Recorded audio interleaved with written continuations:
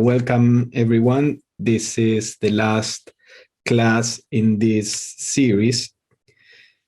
And we have been exploring the Devachanic plane and the experience of the soul there. So far, we have looked at the blissful aspect of Devachan, the happiness that is experienced there and how the soul is completely separated from any even thought or memory or even idea of the existence of sorrow. Now, this may give the impression that it is a nice vacation for the soul, but as it is a vacation, it could be skipped. After all, as we are going to see, we spend a long time in Devachan compared to the time that we are embodied in a physical body. So some theosophists have the thought that they want to skip Devachan and come into incarnation to continue the work of growth and evolution that we undergo. Now, first of all, even though, of course, nobody can judge our motivations, but when those thoughts come to me, I question them, because it's easy to say this while we are in incarnation and don't fully grasp the reality of Devachan. But we can always see what we actually do in our daily life and see if that could apply to our decisions after death. Because after we die, we are still the same person. We are not magically changed, even though, as we have seen in Devachan, we are the best, the most spiritual aspect of what we have been in life.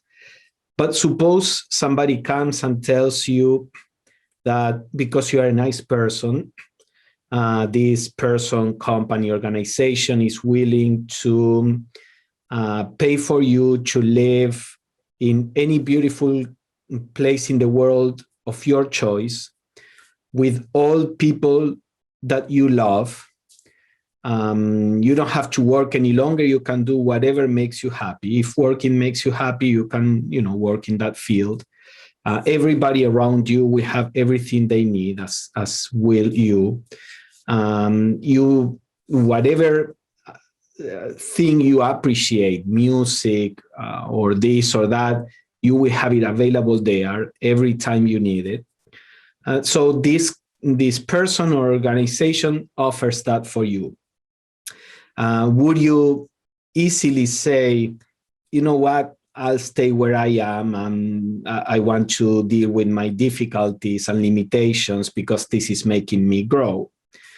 Something similar is the idea, I'm going to give up Devachan so that I can come back to the physical plane with all the limitations and grow. It's not that this is not possible. What I personally question is how realistic that idea is if I am not already in my daily life making those sacrifices and giving up pleasure or feeling good for the opportunity to help, for example, facing difficulties that I may have in my life instead of just trying to run away from them and make myself feel good, because that is in essence the same kind of attitude. Now, there is something more important than this as to the importance of Devachan, because Devachan is not just that. It's not just a time where we are in an environment that gives us complete happiness. There is an essential aspect of Devachan that is connected to our growth as a soul.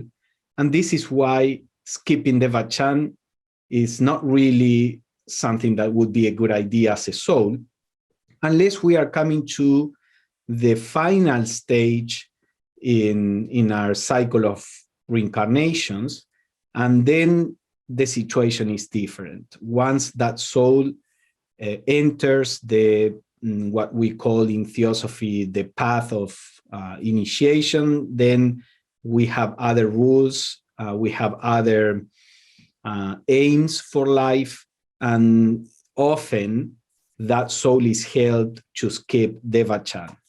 But before that, Devachan is more or less like the digestion after we ate. And this is what we are going to see.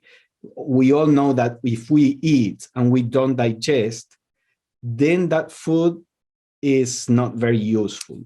So experiences in Devachan or experiences in life without a Devachan to assimilate them would also not be very useful. We would keep coming into incarnation and derive very little growth from the experience in each of these lifetimes. So this aspect that I'm mentioning is the aspect of assimilation that happens in Devachan. Annie Besant says, in Devachan, the soul, as it were, sifts and sorts out its experiences from the previous life. It lives a comparatively free life and gradually gains the power to estimate the earthly experiences at their real value. When we are in the heat of the situations, most people in humanity have not the possibility of looking at the situations in a completely impersonal way, without reacting, without being conditioned by the likes of or dislikes, without being conditioned by fear and desire. Therefore, most people at this point in evolution go through life with some level of self-deception, some level of misunderstanding. All of this doesn't happen in Devachan, because in Devachan we have gotten rid of all the causes of conditioning. There is no fear any longer. There is no pain any longer.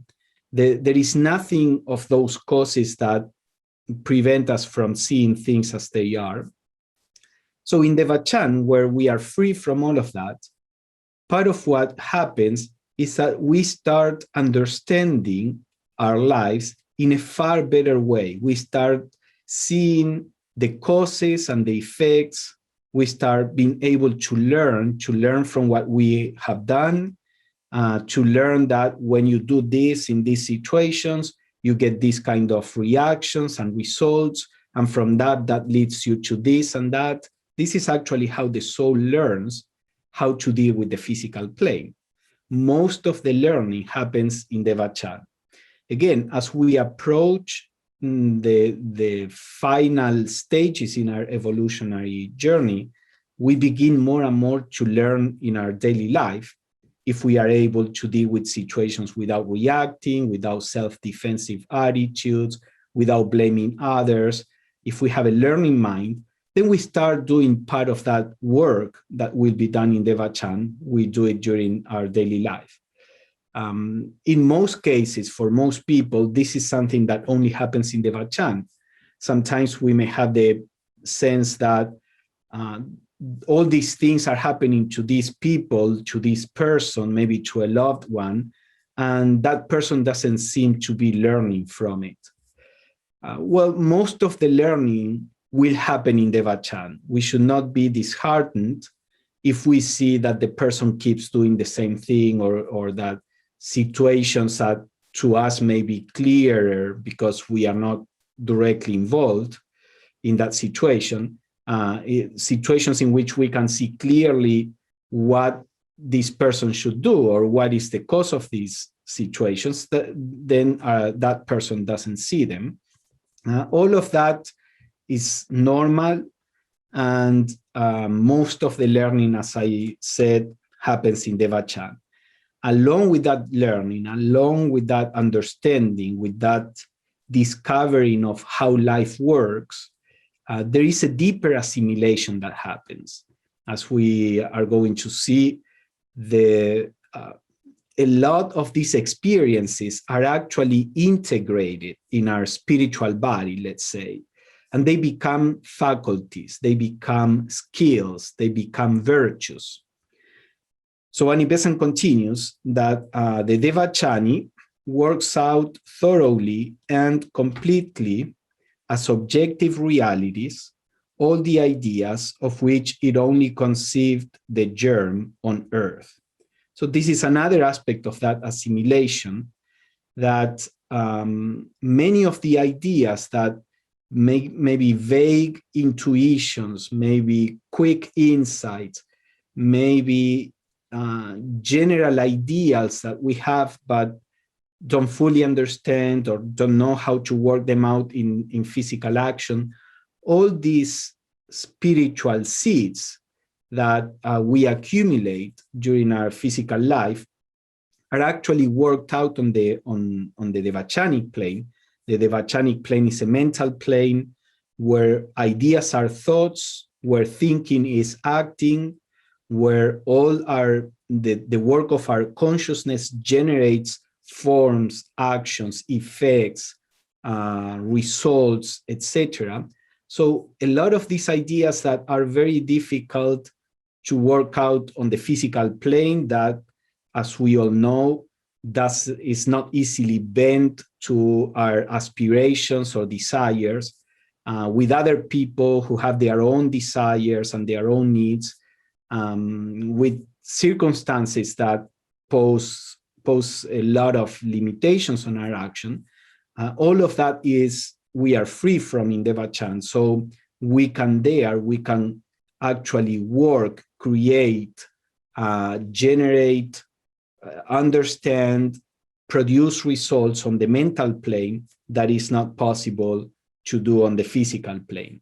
And remember, as we mentioned in our last class, all those things that we do in Devachan, they actually stay on the mental plane, and people on the physical plane may be inspired by the ideas that we may be developing in Devachan. It is said in Theosophical literature that many inventions, many creative expressions in art, etc., may have been things that the person picked up from somebody that was working these things out in Devachan. So there is a connection, although indirect, and this also goes to the idea that whatever we do in Devachan is not just a daydreaming that has no effect on anybody. It has a deep effect on ourselves, and it's also helping the evolution of world ideas in society. So Besant continues, the earth life yields the rough ore, which the soul then takes in hand and works upon during the Devachanic stage, smelting it, forging it, tempering it into weapons it will take back with it for its next earth life. Because all of this, as I mentioned, all these experiences will be turned into skills, into abilities, into faculties.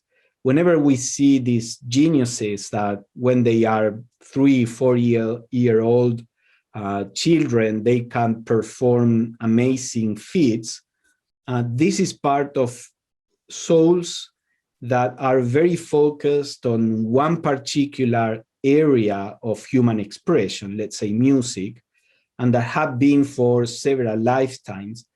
And they continue to do this for thousands of years, you know, in all the different Devachans, let's say for 1,000 years in each of the Devachans.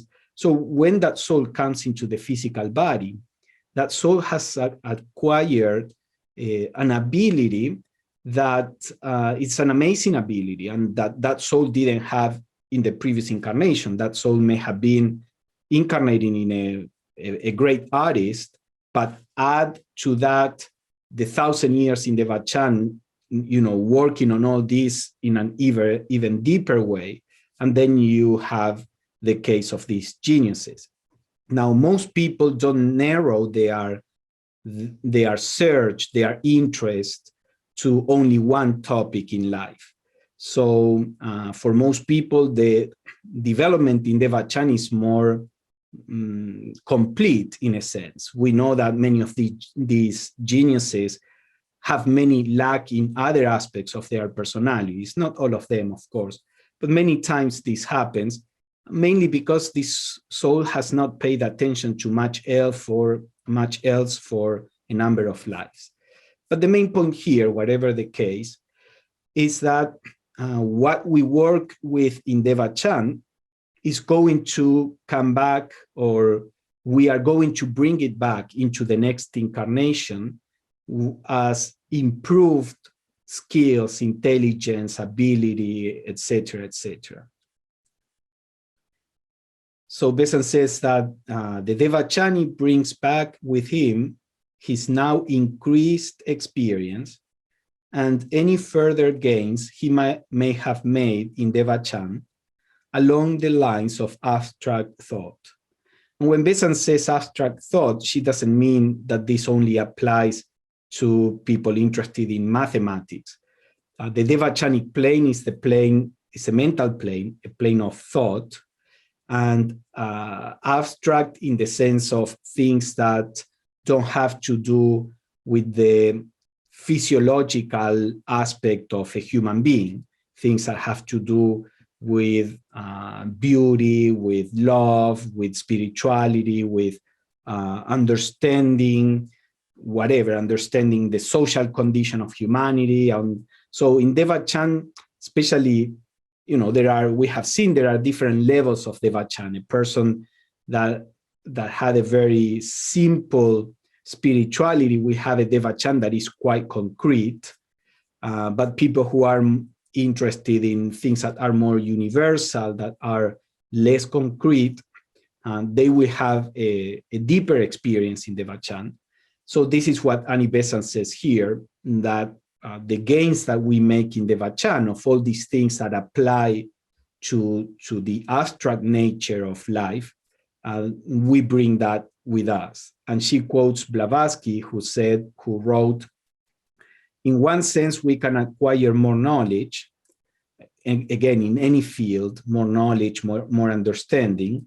That is, we can develop further any faculty which we loved and strove after during life, provided it is concerned with abstract and ideal things. Now, what is important to remember is that here, as Besant will explain, is where we sow the seeds. In Devachan, we cannot reap anything that we have not already started in our physical life. We cannot generate a new interest. We cannot, now that we are in Devachan, we were not very interested in spirituality, but we were a good person, loving, our family. Well, in Devachan, we are not going to start having a spiritual interest, or we were not interested in philosophy or music or this or that. We are not going to be interested in that in Devachan. Devachan will be a continuation of the previous personal life, but heightened and spiritualized. This, again, is why Devachan is still part of the illusion of the personal life is still conditioned to what the previous personality did. We are not completely free as a soul, completely divested from the interest of the previous personality. So to that extent, Devachan is still part of the illusion, is still part of samsara, as they would say in Buddhism or Hinduism. But within the wheel of samsara, of illusion, we are at the highest point. We are in Devachan at the point that we are closest to our true nature. And people who are very spiritual, they break through that illusion, and they can spend many years experiencing Devachan more purely as a soul, with a far thinner, let's say, veil imposed by the personality before. So Besant says, thus noble aspiration is a germ which the soul would work out into a splendid realization in the Vachan, and it would bring back with it to Earth for its next incarnation that mental image to be materialized on Earth when opportunity offers and suitable environment presents itself. Because here karma comes also into play, there may be some faculties that we develop, but the karmic life that is coming may not allow us to express that faculty in that particular lifetime. So the faculty stays with us, but dormant. Actually, as a soul, we all have far more faculties than we are expressing right now. You may not be an artist in this particular lifetime, but as a soul, you may have developed a wonderful artistic capacity in the past. And it's just that in this particular lifetime, your karma took you in a different direction. Or you may have a great scientific understanding of things. And again, in this lifetime, you may be something very far from a scientific person, etc., etc. We always have far more skills and abilities at the level of our true nature as a soul than whatever we can express in the limited physical plane in any given incarnation. But though the more general, spiritual, let's say, the faculties are, for example, if we develop the ability for love, compassion, wisdom, which can be applied to any field in lifetime, so the more general the qualities, the more applicable they will be, no matter what particular karmic life we have in the future. So Besant continues, out of the knowledge gained in his past life, the soul draws his plans for the next and returns to Earth to put into objective material from the edifices he has planned. For the mind sphere is a sphere of creation, and Earth only the place for materializing the pre-existent thought. And the soul is as an architect that works out his plans in silence and deep meditation, which would be the Vachan, and then brings them forth into the outer world where his edifice is to be built. So that would be the personality in this allegory. So the points where our thought has the most power are in the Vachan itself, because we are on a mental plane where thoughts are actions, but also in designing the next personality for the next incarnation. The circumstances outside will be, let's say, will be set by karma, which we have generated in the past also. So we could say they are also the result of our thoughts, our thinking, our conscious relationship and responses to life.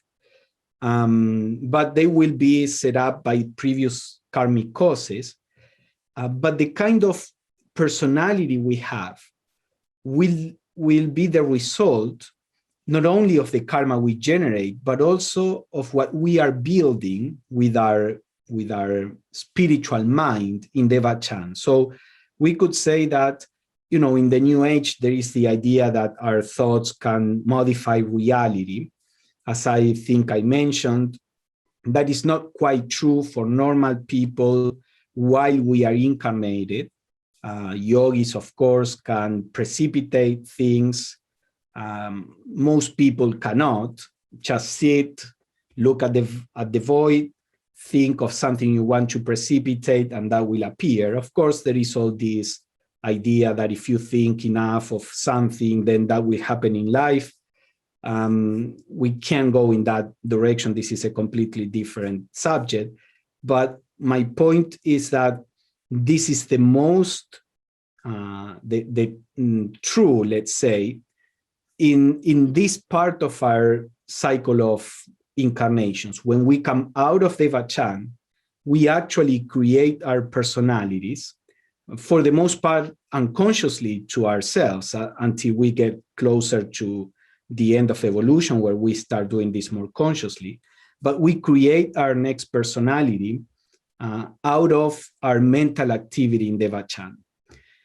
And this is the big change that happens in our experience incarnating, because when we are born with a particular personality, once we are born, that personality, although that personality can be changed, there is a limit to how much that personality can be changed.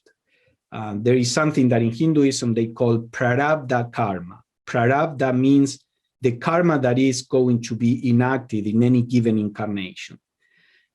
Many aspects of that karma cannot be changed at all in that incarnation. It is said that the main things that will happen in life, the soul sees those main points before incarnating, and they cannot be changed. They were generated by ourselves in previous incarnations, but once they are coming, they cannot be changed.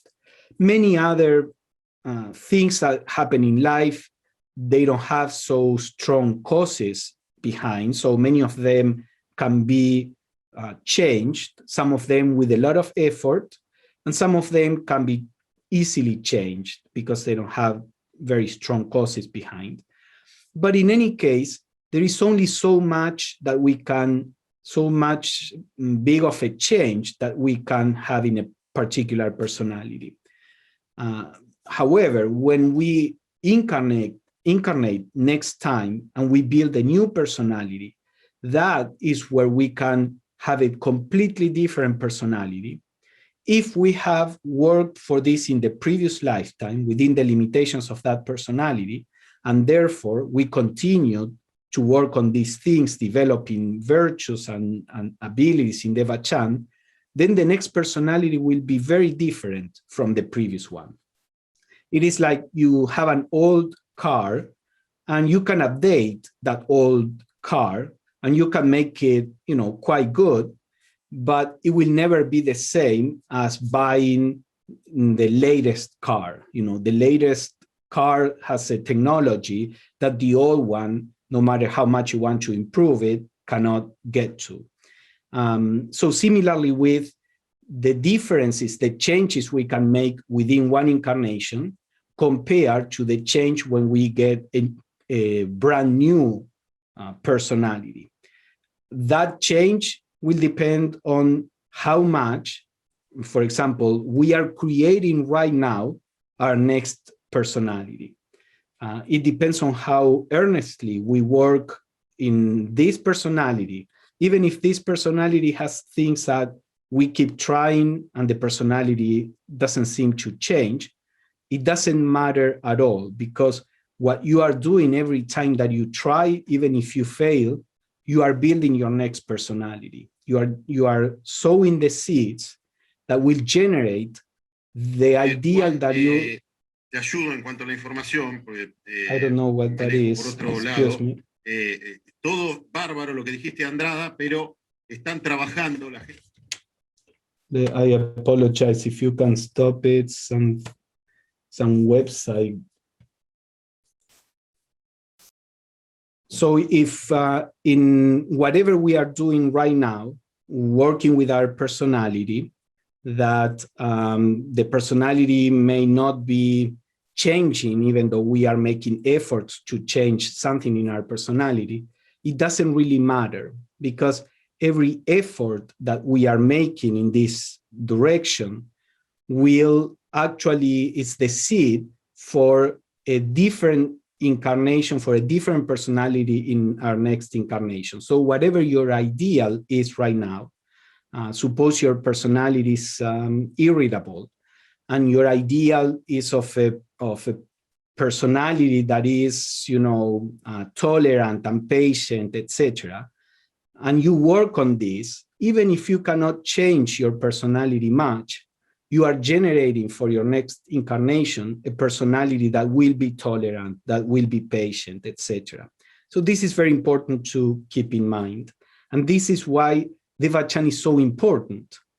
In Devachan, we build a new personality. If we skip Devachan, we will build a personality that is quite similar to the previous one because we don't have the opportunity to do all this, as Annie Besant says here, all this work in deep meditation where we are beginning to form the next personality. So she continues, the objective manifestation on the physical plane follows the mental meditation that happens in Devachan, or the same, she will apply it also to our meditation in daily life. First, she says, is the idea, then the form. Hence, it will be seen that the notion that Devachan is a waste of time is but one of the illusions due to the gross matter that blinds us. The impatience of the idea of Devachan arises from the delusion that fussing about in gross matter is the only real activity. So in some occasions, this may be, as Annie Besant says, the reason why we may think lightly about Devachan. And it's similar to some people when they start looking into the idea of meditating, they may feel that they are wasting their time in meditation, that they should be doing something productive. As Annie Besant says here, we naturally have that sense of, something productive is doing something on the physical plane.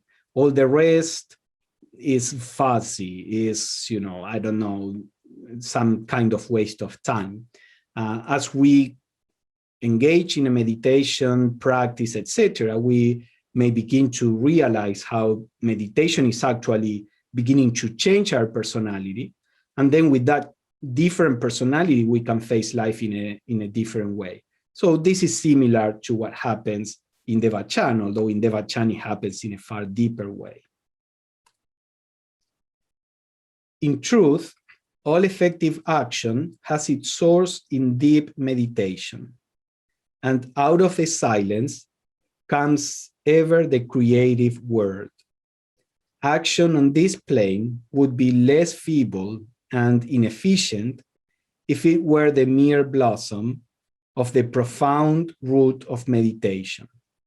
And if the soul embodied passed oftener out of the body into Devachan during earth life, there would be less foolish action and consequent waste of time. So now she's bringing it to meditation while embodied. She basically saying, if we would work with meditation, with deep reflection, with contemplation, then that would prevent us from, as humanity, from doing some foolish things that we do otherwise. And if the soul could learn to leave the body, not just for an astral projection. The astral plane, remember, is not the Devachanic plane. The astral plane is a lower plane where we can have many interesting experiences, but at the level of the astral plane, there is no implicit wisdom there. We can be as foolish, as prejudiced, as selfish as we are on the physical plane when we are on the astral plane. But if we can raise our consciousness beyond that to the mental plane, especially to the higher mental plane, which is properly the Devachanic plane or the deeper aspect of Devachan, then there is where we discover our true nature as a soul. And as she says, if the soul could raise the seat of awareness to the Devachanic plane, to its own nature, then that would generate a big change in the personality and in the world if more and more people could do this. As evolution proceeds, this will become more and more common, and that is how societies change. So she continues, for Devachan is a state of consciousness. Remember when we say enter in Devachan, being in Devachan, We are talking about a state of consciousness. The mental plane is again a plane of consciousness, a state of consciousness. So Devachan is always available potentially. It's just that we need to learn how to disentangle our awareness from the physical and the emotional plane, and even from the plane of the lower mind to go beyond into the Devachan plane. So she says, for Devachan is a state of consciousness. The consciousness of the soul escaped for a while from the net of gross matter and may be entered at any time by one who has learned to withdraw his soul from the senses as the tortoise withdraws itself within its shell. And then coming forth once more, action is prompt, direct, purposeful, and the time wasted, in quotation marks, in meditation is more than saved by the directness and strength of the mind-engendered act. So this is just finishing that thought, which is a reflection of what happens in Devachan too. We do go to Devachan after our physical incarnation is over, and because of the work in Devachan, we have the opportunity to incarnate in a far better personality.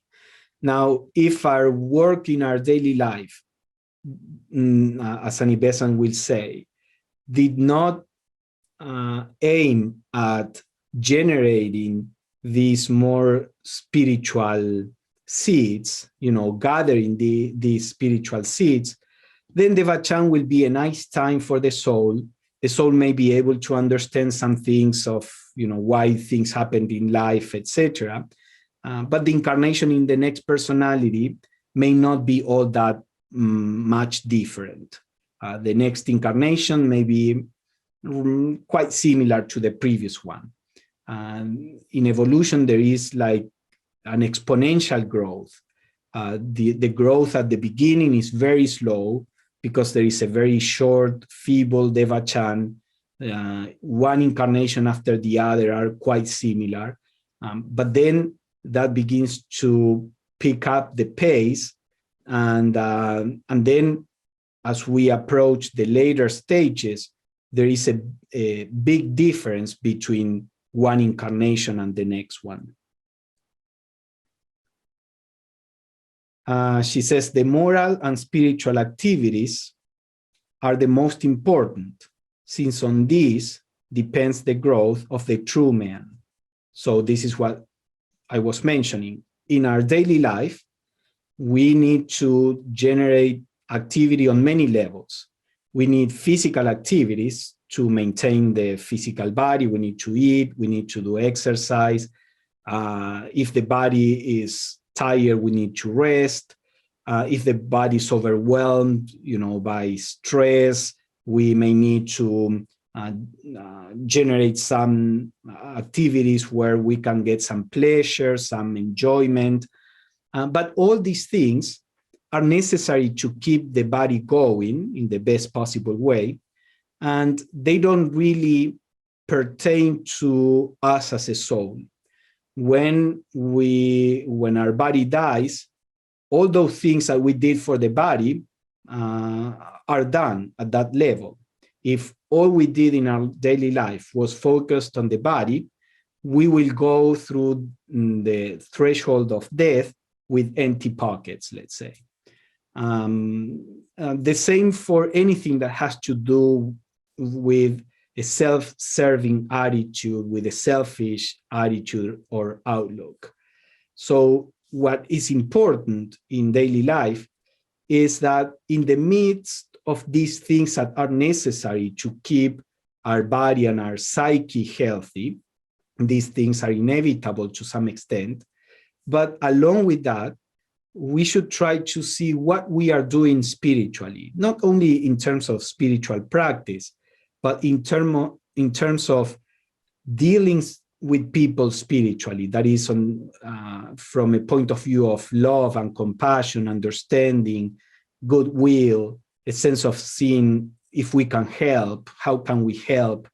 And then, of course, also our spiritual studies and aspirations and prayers and meditations, if they are focused on the spiritual and not on the personal, meditating or praying so that I can get things that I want as a personality, a bigger house, a better car, different people around me, then all of that is not going to be of any use for us as a soul once we are, in the Vachan. So anything that is truly spiritual is what is the most important for the soul. Actually, we come to this incarnation to gather these kinds of experiences, but then once we are in the body, we forget, and we are taken over by the needs of the body and the needs of the personal emotions and the needs of the personal mind.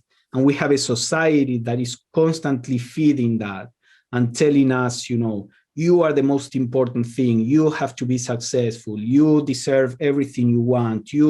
We have a society that is constantly focusing our attention on the aspect of ourselves that is useless in terms of what the soul is going to experience in the Vachan. It's not useless because this is the vehicle that we need to have experiences on the physical plane. But if that vehicle of experience takes over the whole of our attention, then it becomes useless because we have experiences for the sake of experiences and not for the sake of the soul, that is why we came here in the first place. So it is important to keep this in mind. And she continues, we may thus begin to understand something of the vast importance of the devachanic state to accomplish the object of creation, the liberation of the soul. Now she says the devachanic period is longer or shorter according to the type of life which preceded it. The more spiritual, intellectual, and emotional activity of a lofty kind there was, the longer will be the gathering in of the harvest. So you see that she says spiritual, intellectual, and emotional activity. And we could even add physical activity, physical acts of service and unselfishness, etc. Self-sacrifice, the mother sacrifice for the children, or the friends sacrifice for other friends. Even the physical acts are important if they are of a lofty kind.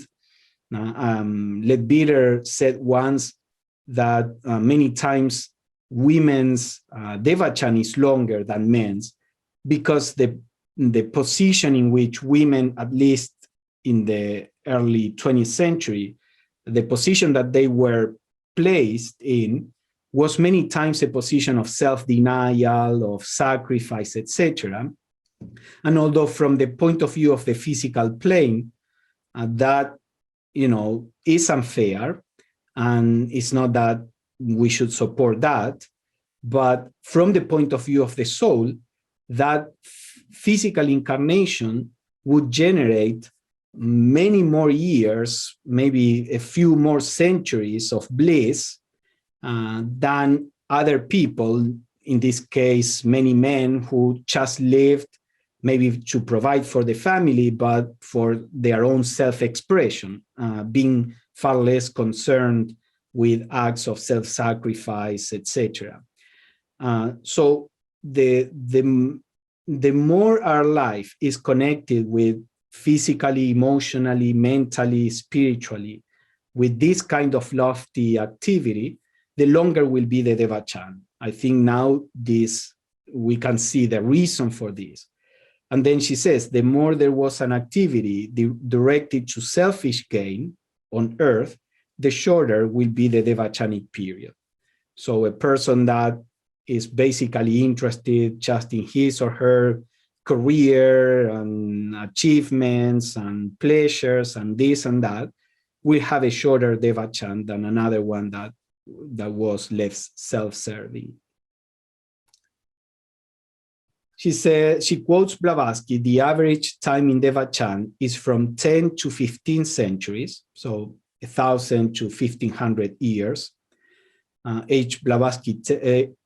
Blavatsky tells us, but in modern life, Annie Besant says, this period has much shortened in consequence of the greater attraction exercised by physical objects over the heart of man.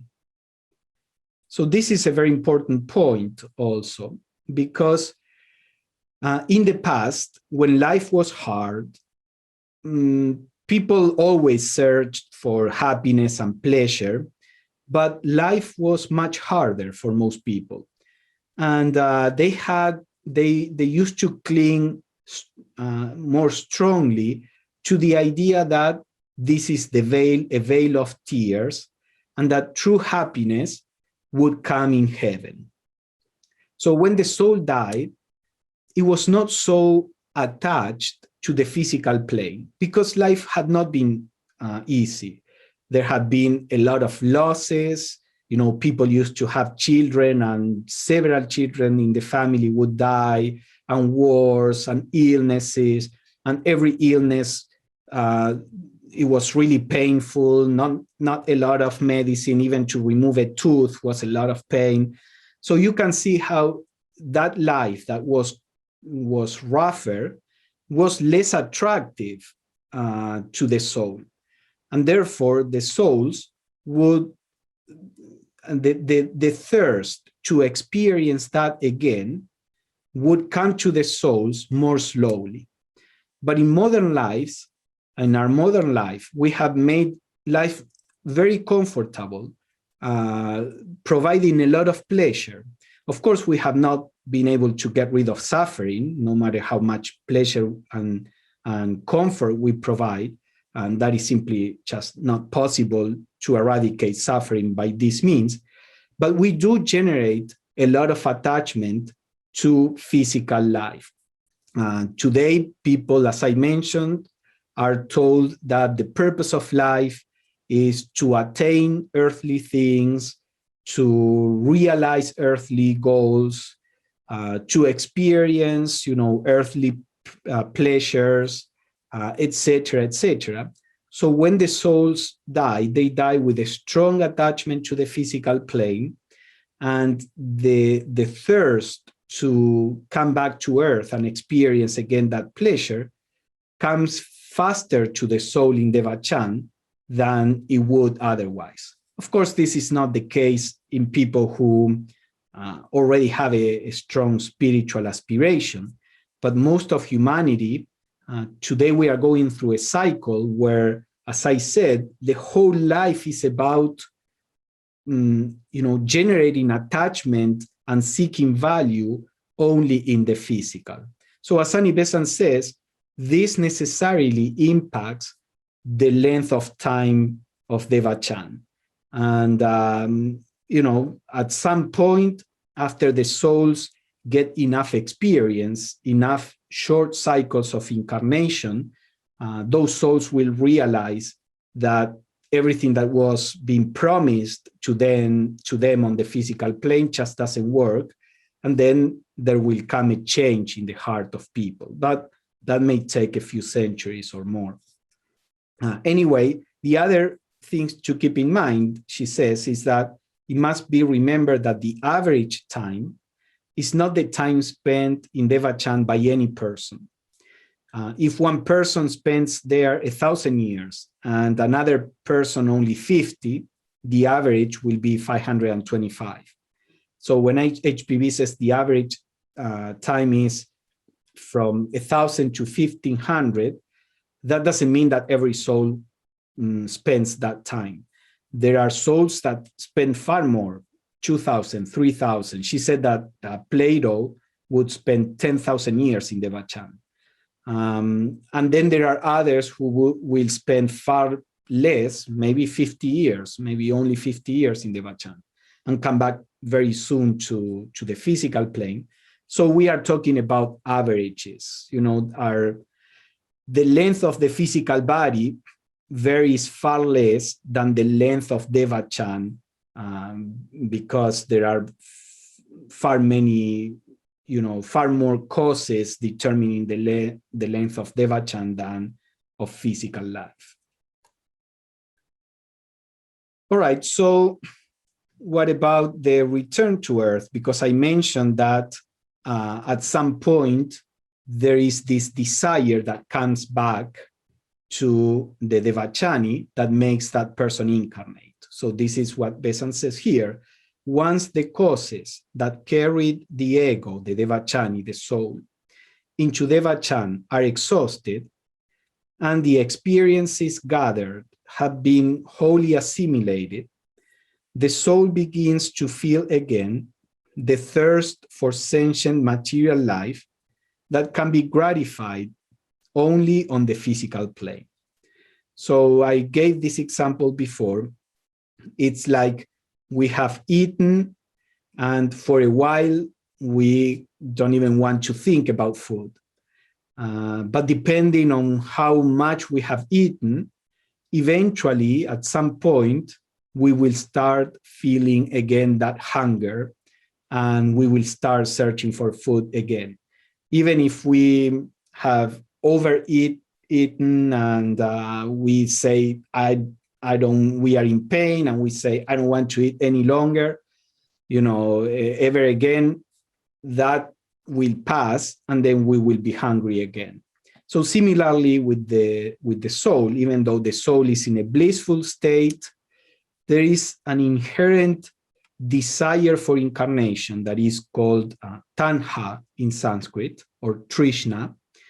That desire for incarnation stays there as long as we don't realize our true nature. It's a kind of attachment to experiencing the world by means of a physical body that keeps bringing us into incarnation.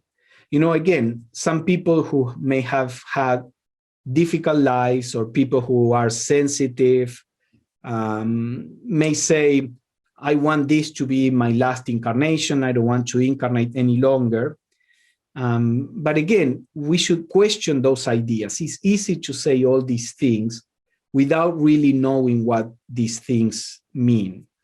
Because if we really mean that, that means that we should be able to stay all day sitting in our house in silence, in silent contemplation, for example, without the thirst for experience, without the thirst to listen to the radio, to work with our phone, to watch TV, to talk to somebody.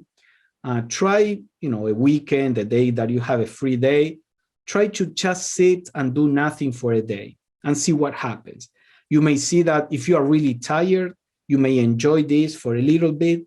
And then if you are watching, you can see how little by little there is this thirst for experiencing something, doing something, having sensations, that if you stay with it, at some point it becomes unbearable, and it just pushes you to move, to do something. So the same is going to happen in Devachan. It doesn't matter how tired you may be right now of life, that tiredness will fade, and that thirst for experience will come again. That thirst for experience always only ends with the full realization of our true nature. And that's when tanha disappears, when the soul has no inclination to incarnate any longer, except out of compassion, if that soul followed the normal path of evolution. Again, this is a whole subject, but souls that may have systematically tried to kill desire, making themselves less and less sensitive, and become, in a sense, spiritually dull, they may stay for a long time in a long devachan and have no intention to incarnate again, until a new cycle of incarnation will drag them back because now this new cycle is providing new different experiences. But if the soul goes through the regular path of evolution without artificially cutting oneself off the stream, then when you get to the end, you have no desire to incarnate, but you have developed your perception of unity and your sense of love and compassion, etc. So you may choose to reincarnate as a spiritual teacher, maybe as a idealistic, honest, political leader or social reformer or whatever, to try to help humanity. Again, it's easy to imagine, yes, I want to incarnate to help humanity.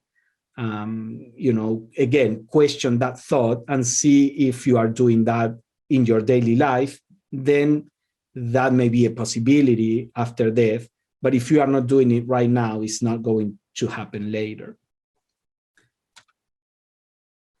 Then she says, those to whom on earth we have strongly drawn are to whom we are strongly drawn are the egos or the souls we have loved in past earth lives and dwelt with in Devachan. So whenever on the physical plane we are strongly drawn to some people, in whatever relationship, whether it is in our family or not, it is a friend, it is a teacher, it is a colleague, whatever it is, these are normally souls that have already been in relationship in previous lifetimes, and also in Devachan. Remember that in Devachan we keep relating to souls that we have encountered in our previous lifetime.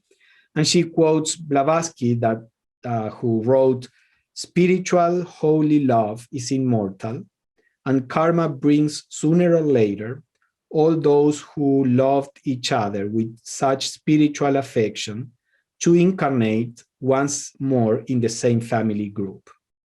Now, this doesn't mean that every person in the family group is one that we have generated strong ties in the past. There may be some in our family group that we are meeting as if for the first time and maybe developing some ties. There may be others, I think I mentioned this, which whom we have been even enemies, and karma forces us to incarnate together for us, as many times as possible in different kinds of relationships until we can heal that relationship. And there are some that will be in our family and we will have strong ties, but this doesn't exhaust itself only in the family circle. This is also the case with friends, as I mentioned, with all kinds of relationships and partners in different situations, etc. Now, in all our incarnations, we have generated ties with many souls. And of course, we cannot find them all in every single incarnation. To find souls in the same lifetime, our devachans have to coincide. So many times, we incarnate and some of those we love are still in devachan or are incarnated and passing, over to the next plane while we are still young. But there are so many souls we have made ties with that in each incarnation we can always find some souls.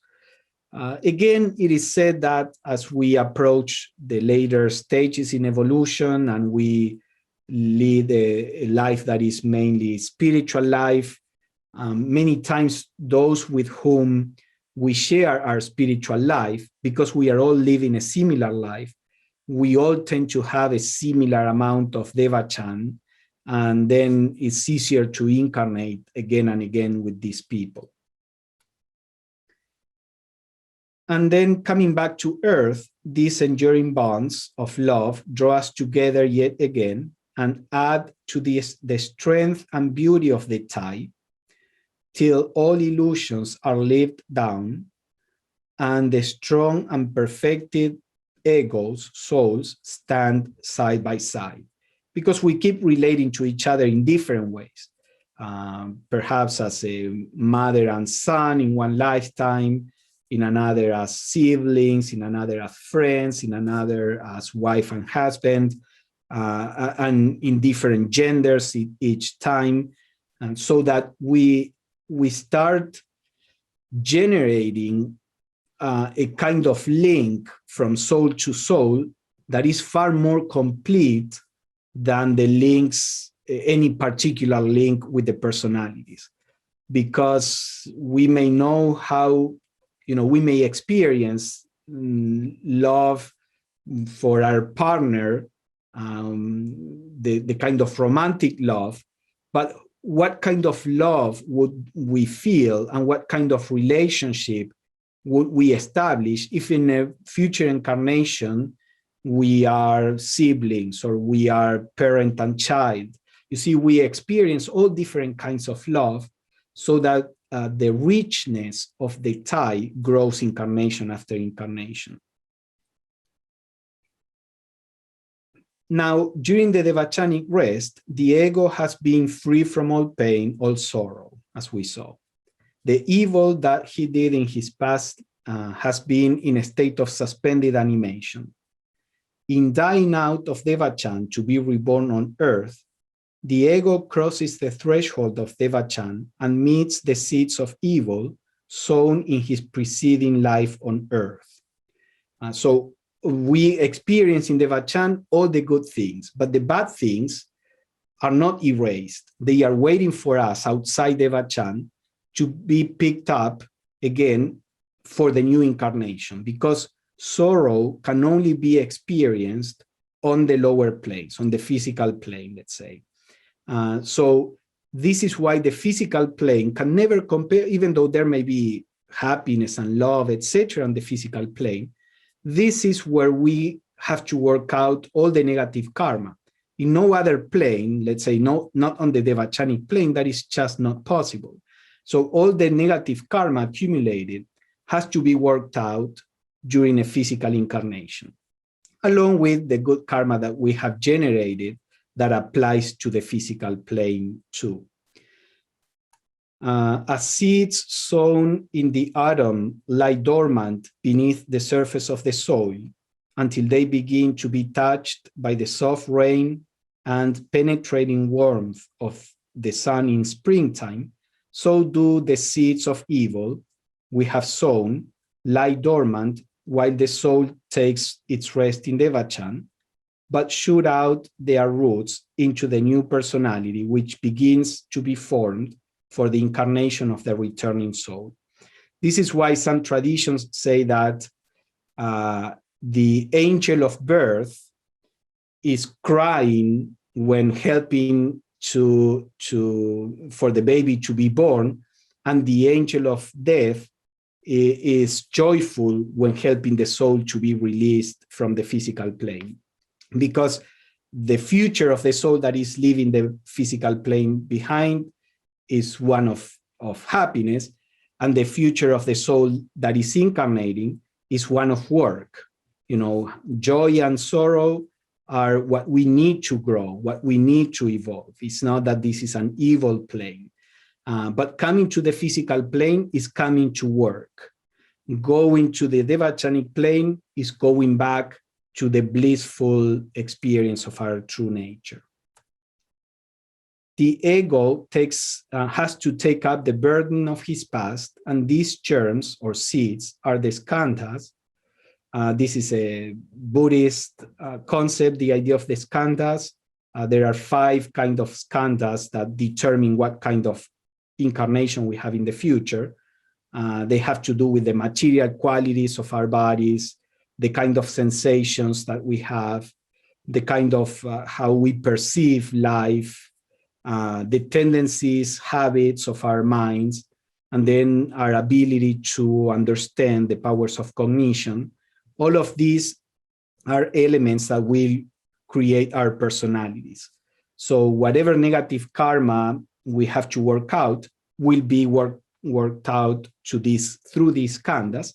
But now the soul that is expressing itself through these khandhas is a soul that is far wiser, if the previous lifetime was well lived, is far wiser, is far stronger, it has far more experience. So things that we couldn't deal with successfully in the previous incarnation, we may be able to do so now because we as a soul have grown in the meantime. And the last one, and so the round of births and deaths goes on, the turning of the wheel of life, the treading of the cycle of necessity, until the work is done and the building of the perfect man is completed. So in the Theosophical view, all this cycle of incarnation is not a mistake, it's not merely an illusion, it's not something that we have to seek how to escape no matter what. It has a very specific purpose, that is building a perfect soul. And as we do this, Devachan after Devachan, incarnation after incarnation, gathering the seeds for Devachan, then once we finish that work, then the wheel of reincarnation will be over because we don't need it any longer.